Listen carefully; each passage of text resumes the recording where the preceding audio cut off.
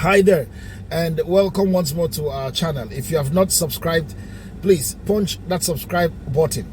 That way you get a notification each time we upload a new video. That said, let us go to the topic of the day. Again, the image of Cameroon has been dented by an event that would have been managed well by security forces, as we see in other countries where democracy is practiced.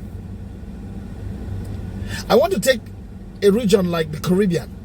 If you go to the Caribbean, you go to the islands, you see when the opposition is out to protest against something, you see the way police officers guide their movement until they get to their destination, and they stay there to witness it and guide them back to their different points of departure to their homes. It is contrary in Cameroon. Why? Because we have a dictator. It is dictatorship in Cameroon.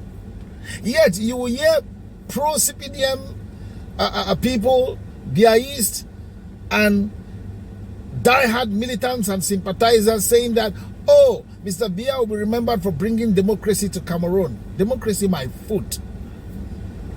Professor Maurice Kamto had a meeting in France with militants of the Cameroon Renaissance movement. And take Nigeria, neighboring Nigeria. See the way police guided young people who came out when Very Dark Man was detained.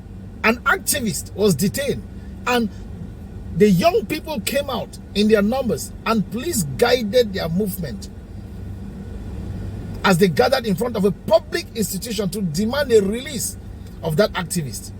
Then we are talking about somebody who was declared second at the last presidential election, though there are allegations of elections malpractice that cost him the election. He goes to meeting, he goes to France, holds a meeting with his militants, and is coming back to Cameroon to hold a meeting with his militants in Douala, the economic capital. He informs the authorities.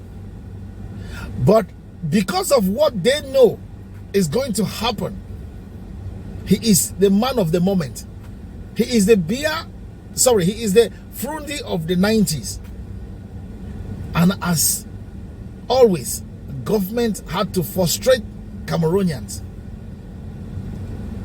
He was blocked in his hotel, not allowed to leave his lodging facility to go to the party secretariat to commune with his sympathizers. And you tell me we have democracy in Cameroon? Yeah.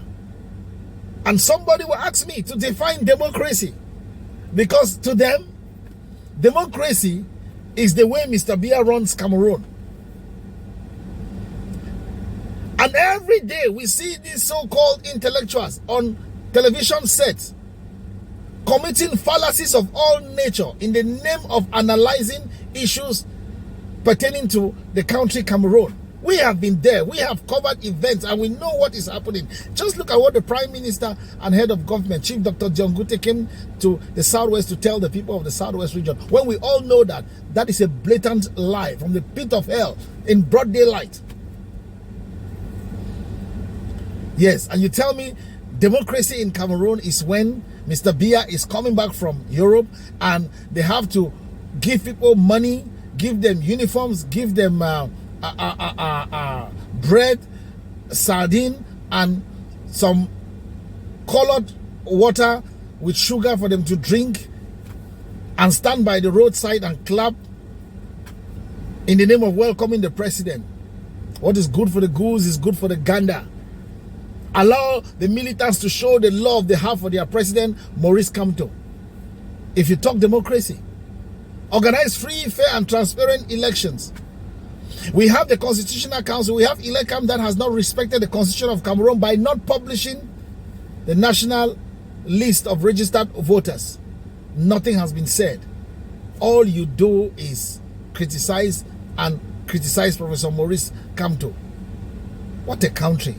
Now, Professor Maurice Kamto got a message from the governor of the littoral region saying that Yaoundé has ordered that he should leave Douala. My goodness, a citizen of Cameroon being asked to leave a town. For what reason? What is his crime? And being the finest of jurists that you have in Cameroon, he has asked them to come with a warrant demanding his expulsion from Douala. C'est la folie ou quoi? Nous sommes où? How can a government threaten a citizen to leave a town, a citizen of his own country? This is ridiculous.